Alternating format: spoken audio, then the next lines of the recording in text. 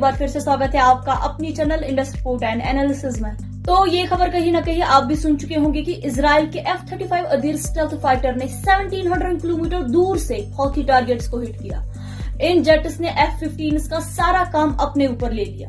Stealth technology के कारण ये जो जेट्स है ना, ये बिना डिटेक्ट हुए मिशन कंप्लीट कर पाए। देखिए, ये हम सभी जानते हैं कि हौथी रेबल्स यमन में एक्टिव हैं और इजराइल के लिए एक बड़ी सिक्योरिटी थ्रेट बन सकते हैं। फिलहाल देखिए, F-35 जेट्स का यूज करके इजराइल ने अपनी एयर स्ट्राइक कैपेबिलिटीज को अपग्रेड किया है, जो कि एडवांस्ड एवियोनिक्स और स्टेल्थ फीचर्स के साथ आते हैं। अब ये जो मिशन है ना, ये हमें सोचने पे मजबूर करता है कि इजराइल की एयरफोर्स कितनी केपेबल है और कैसे वो अपने रीजनल एडवर्सरीज को हैंडल कर रही है। तो रिसेंटली देखिए, IAF जो है यानी कि इजराइल एयरफोर्स, इन्होंने एक लॉन्ग रेंज मिशन एग्जीक्यूट किया हौथी मिलिशिया के अगेंस्ट। लगभग 30 साल बाद एक सिमिलर ऑपरेशन 1985 में F-15 ईगल्स के साथ हुआ था, पर इस बार स्ट्राइक्स इजराइल के F-35I अदीर स्टेल्थ फाइटर ने पहले की।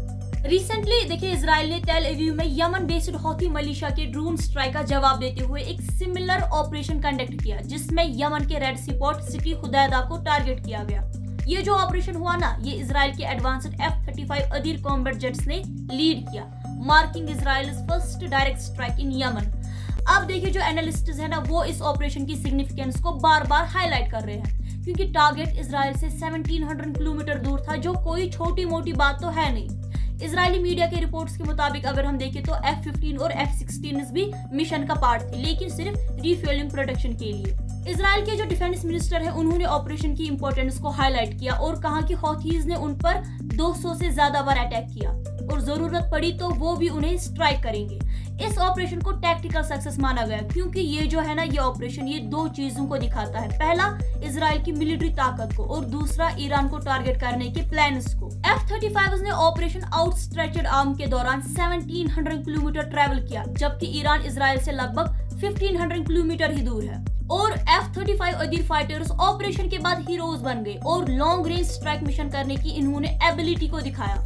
ये सिग्निफिकेंट है, क्यों? क्योंकि इजराइल मिडिल ईस्ट रीजन में एकमात्र कंट्री है जिसके पास F-35 फाइटर्स की फ्लीट है। चलिए, तारीफ वगैरह हो गई, अब हम F-35 की कैपेबिलिटीज की बात करते हैं। देखिए, ये मानना पड़ेगा कि जो इजराइल है ना, ये उन कुछ देशों में से एक है जिसे US made 5th generation fighter aircraft यानी कि F-35 को मॉडिफाई करने की इजाजत मिली। शुरू में देखिए, यूएस ने इजरायली मॉडिफिकेशंस को F-35 पर अलाउ करने से इनकार कर दिया, उन्होंने नहीं माना। लेकिन फिर एक कॉम्प्रोमाइज हुआ, जिसमें एयरक्राफ्ट के अंदर कुछ भी नहीं बदला गया और इजराइल को एग्जिस्टिंग इंफ्रास्ट्रक्चर में एडिशनल कैपेबिलिटीज ऐड करने की परमिशन दी गई। और देखिए, फिर इजरायली एयरफोर्स ने F-35 को हिब्रू नाम दिया, अदीर। अदीर का मतलब होता है माइटी वन। इजरायली F-35 को mainly command, control, communications, computer और इंटेलिजेंस, इलेक्ट्रॉनिक वॉरफेयर और वेपन्स इंटीग्रेशन के एरियाज में मॉडिफाई किया गया। देखिए, अदीर को इजराइल की स्पेसिफिक सिक्योरिटी नीड्स को ध्यान में रखते हुए स्पेशली डिजाइन किया गया है। इसमें इजराइल की बनाई गई sensors, data processing capabilities, counter measures और cutting edge electronic warfare systems है। अदीर का जो इंडिजिनियस इलेक्ट्रॉनिक वॉरफेयर सिस्टम है ना, देखिए, वो sensors, counter measures, helmet mounted displays और एडिशनल डेटा कलेक्शन और प्रोसेसिंग टूल से इक्विप्ड है।